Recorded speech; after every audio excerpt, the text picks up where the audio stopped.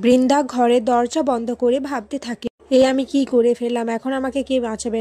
রাঙা এত উঁচু গলায় কথা বলছে, নিশ্চয়ই ওর কাছে কোনো প্রমাণ রয়েছে। এখন আমাকে কে বাঁচাবে? কি করব আমি? তখনই দরজায় রাঙা ধাক্কাতে থাকে। রাঙা অনেকবার চিৎকার করে ডাকতে থাকে, বড় বৌদিদি তুই দরজা খোল, কি করছিস কি? তুই কি ভেবেছিস তুই পালাতে পারবি? না, কিছুতেই তুই পালাতে পারবি না। এদিকে একলব্য, পাঞ্চালী, অঙ্কুর এরা চলে আসে। একলব্য বলে, এসব কি বলছো তুমি রাঙা? রাঙা বলে, হ্যাঁ রে, এই বড় বৌদিদি হচ্ছে মাথা, ওই সুব্রত দাকে দিয়ে এই সমস্ত কাজ করিয়েছে। এদিকে রাঙা বারবার ধাক্কানোতে বৃন্দা দরজা খুলে দেয়। রাঙা বৃন্দাকে দেখেই তার হাত ধরে টানতে টানতে নিচে নিয়ে যায়। বৃন্দা বলে, রাঙা ছাড়, আমার হাতে লাগছে, ছাড়। রাঙা বলে, এই হাত তোকে আমি ছাড়ার জন্য ধরিনি বড় বৌদিদি, আজ সবার সামনে তোর মুখোশ আমি টেনে খুলে দেব। এরপর নিচে এসে সবার সামনে রাঙা যে ভিডিওটা রেকর্ড করে রেখেছিল সেটা দেখাতে থাকে। সেখানে স্পষ্ট শোনা যায় বৃন্দা সুব্রত তাকে বলছে রাঙা মুখ খোলার আগে রাঙাকে শেষ করে দিতে।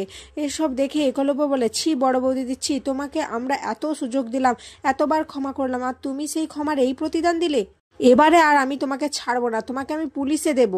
প্রমিতা এত কিছু দেখে নিজেকে আর স্থির রাখতে পারে না, এগিয়ে এসে বৃন্দাকে একটা ঠাটিয়ে চড় মারে, যার ফলে বৃন্দা মেঝেতে পড়ে যায়। শুভ বলে, ছি শোনাচ্ছি, তোমাকে আমি এত ভালোবেসেছিলাম, আমার কাছে যতটুকু ছিল আমি ততটুকু দিয়েই তোমাকে ভালোবেসেছিলাম, সেই তুমি আমার বাবার এত বড় ক্ষতি করতে পারলে?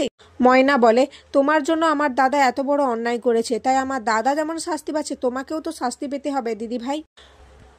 রাঙা সত্যজিৎ বাবুকে ফোন করলে সত্যজিৎ বাবু এমন একটা কথা বলে যেটা শুনে রাঙা চমকে ওঠে। একলব্য রাঙা চমকে ওঠা দেখে বলে, রাঙা কি হয়েছে, কি বললেন সত্যজিৎ স্যার? রাঙা বলে, সুব্রতদা নাকি সবকিছু নিজের দোষ বলে স্বীকার করে নিয়েছে, এতে নাকি বড় বৌদির কোনো হাতই নেই।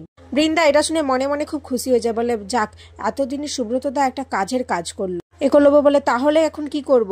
আচ্ছা রাঙা, তোমার কাছে যে ভিডিওটা রয়েছে ওটা দিয়েই তো আমরা বড় বৌদিকে ধরিয়ে দিতে পারি। রাঙা বলে, না সেটা হবে না, এসব কিছু ফিকে পড়ে যাবে, আমাদের সলিড প্রমাণ দরকার। রাঙা বলে, আর তাছাড়া বড়বাবু মায়ের অনেক সম্মান রয়েছে, এই বাড়ির বড় বউকে যদি পুলিশ টানতে টানতে নিয়ে যায় তাহলে কিভাবে ওদের অসম্মান হবে ভেবে দেখেছিস? তার থেকে বরং বড় বৌদিকে এই বাড়িতে থেকেই তোরা কিছু শাস্তি দে। সভ্য বলে, না রাঙা, আগের বারেও তো এমনই হয়েছিল, কিন্তু ওকে নিজেকে শুধরে নিয়েছে, নেয়নি, তাই ওকে এই বাড়ি থেকে বেরিয়ে যেতে হবে। এই বলে সভ্য বৃন্দার হাত ধরে টানতে টানতে তাকে দরজার ওপাশে নিয়ে ফেলে দেয়। বৃন্দা বলে, আজ তুমি আমায় এভাবে ঠেলে বের করে দিচ্ছ তো সভ্য, আমি এরপর পুলিশের কাছে যাব, বধূ নির্যাতনের কেস আনবো তোমার নামে, এরপর আমাদের ডিভোর্স হবে, আর তুমি আমাকে খোরপোশ দিতে পারবে তো? সভ্য এইসব কিছুতে ভয় পায় না, সে বলে, আমার বাবার আওয়াজ যখন বেরোবে না তখন বারবার আমার মনে হবে তুমি এর জন্য দায়ী, তাই তোমাকে আমি মাপ করতে পারবো না বৃন্দা, তুমি এখন এই মুহূর্তে আমার চোখের সামনে থেকে দূর হয়ে যাও।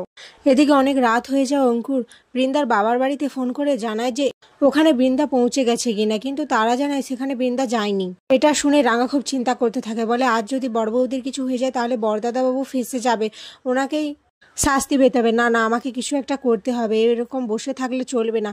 আর এখানে আজকের পর্ব শেষ হয়ে যায়।